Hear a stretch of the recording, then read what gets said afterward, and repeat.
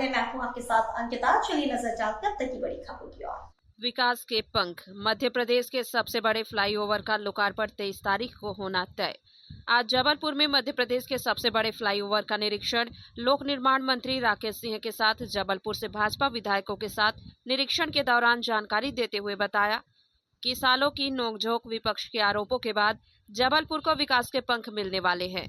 मंत्री सिंह ने यह भी बताया कि जबलपुर को एक बड़ा गांव कहा गया था, यह उन लोगों के लिए करारा जवाब है। वहीं मदन महल से रानीताल दामो नाका चौक तक मध्य प्रदेश का सबसे बड़ा फ्लाईओवर का भव्य शुभारंभ 23 अगस्त को होने जा रहा है, जिसमें मध्य प्रदेश के मुख्यमंत्री के साथ भाजपा के कई बड़े नेताओं के साथ जनप्रतिनिधि उपस्थित होंगे। कुछ लोग अदालतों में गए, माननीय न्यायालय ने उसमें सुनवाइयां शुरू की, काफ़ी समय उसमें निकला। अंततः माननीय न्यायालय ने उसको पाया कि ये बनना आवश्यक है और इस तरह से रोका हुआ काम फिर से शुरू हुआ। तो एक लंबी यात्रा इस फ्लाईओवर की है, लेकिन मुझे ये कहते हुए खुशी है कि जिस जबलपुर को कभी बड़ा गांव कहा जाता था, 2004 में जब मैं सांसद बना तो उस समय एक बड़ी खबर लगी थी एक अखबार में, जबलपुर एक बड़ा गांव। अंततः आज मध्य प्रदेश का सबसे बड़ा फ्लाईओवर यहाँ पर बन रहा है, बन चुका है। देश का सबसे बड़ा केबल स्टे ब्रिज इसमें है।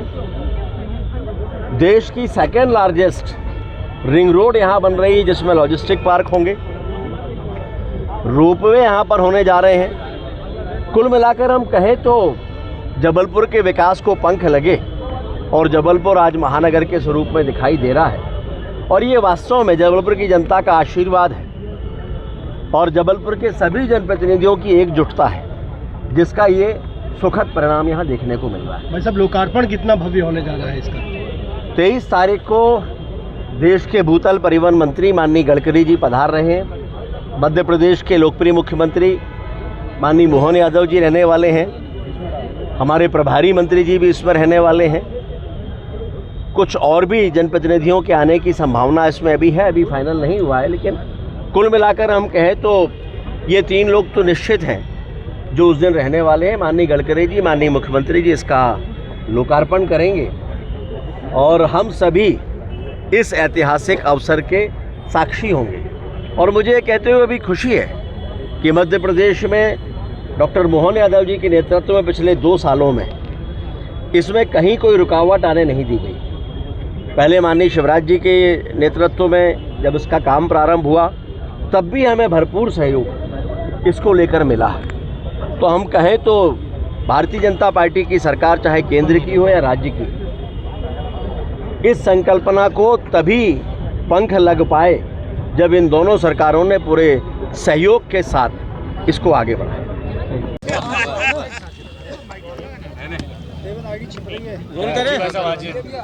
जी भी आज का जो मैं ऐसा मानता हूँ नीचे कर ले यार भाई कि जबलपुर को एक बहुत बड़ी सौगात मिले। इसमें केवल 2 दिन का समय बाकी बचा है और 10 साल का जबलपुर का संघर्ष अंततः रंग लाया है। 2004 के अपने घोषणा पत्र में जबलपुर में फ्लाईओवर बने, ये संकल्प लिया था, लेकिन उस समय कांग्रेस की सरकार थी, तो इतना बड़ा फ्लाईओवर तो दूर की बात है, 10 करोड़ रुपए के काम की भी कठिनाइयां होती थी। लेकिन जैसे ही 2014 में माननीय मोदी जी प्रधानमंत्री बने और इंफ्रास्ट्रक्चर पर पंख लगना शुरू हुए, माननीय गडकरी जी भूतल परिवहन मंत्री बने, तो वे जबलपुर, मैंने उन्हें आमंत्रित किया था, वे जबलपुर आए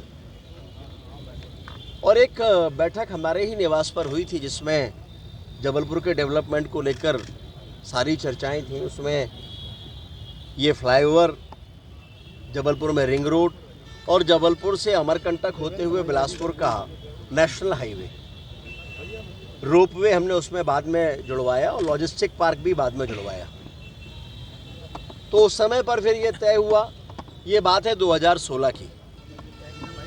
लेकिन 2016 में जब ये तय हुआ था तो ये मानकर ये घोषणा हुई कि ये नेशनल हाईवे है लेकिन लगभग 5 महीने के बाद केंद्र में ये सूचना गई कि ये नेशनल हाईवे तो पहले था, अब नहीं है। और यहाँ से फिर संघर्षों की कहानी शुरू हुई। अंततः पूरा जबलपुर उसको लेकर एक था, सभी जनप्रतिनिधि एक थे, और हमने मिलजुल कर ये तय किया कि इसको करना ही है।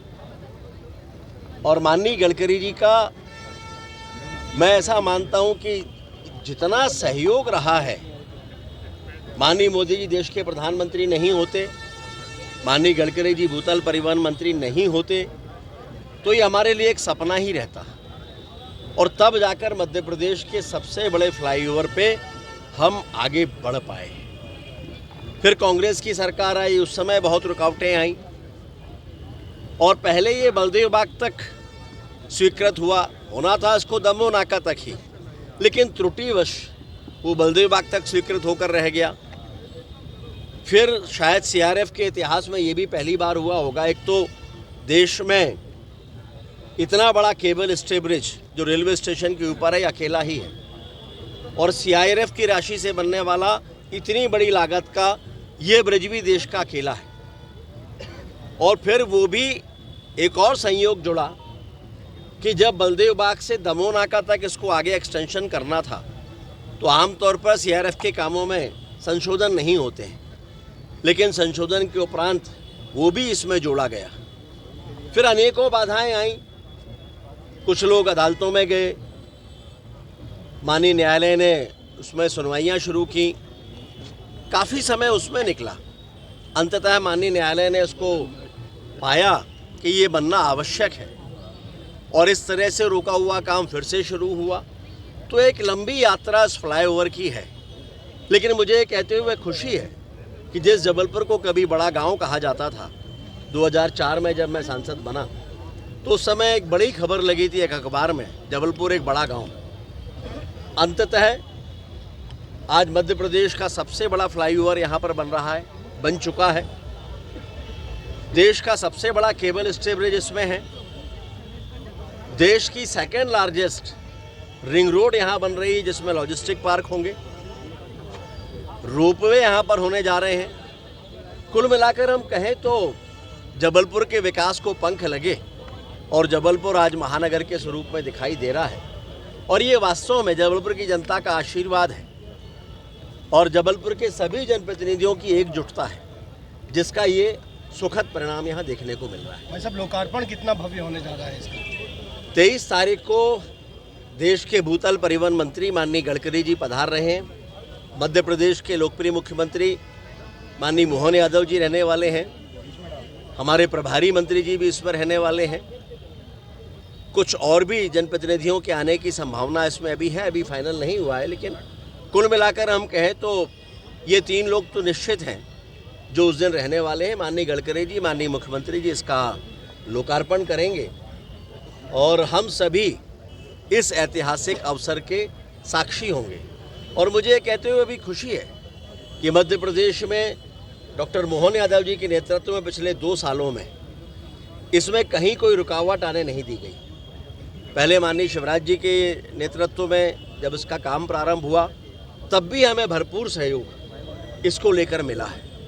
तो हम कहें तो भारतीय जनता पार्टी की सरकार, चाहे केंद्र की हो या राज्य की, इस संकल्पना को तभी पंख लग पाए जब इन दोनों सरकारों ने पूरे सहयोग के साथ इसको आगे बढ़ाया। Thank you.